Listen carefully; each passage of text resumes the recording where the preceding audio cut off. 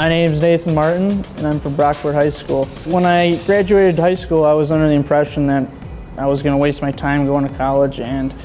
that a college education wasn't needed because I was going to be working on the farm for my whole life, and most of that stuff was going to be,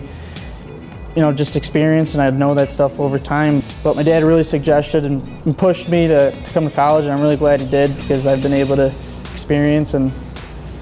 grow so much in agriculture, and I'm going to be able to bring stuff back to the farm that's going to help the farm for years to come, and I'm really glad that I made the decision to come here. Alfred State has given me the opportunity to plant my education, and I'm really excited to see where it grows.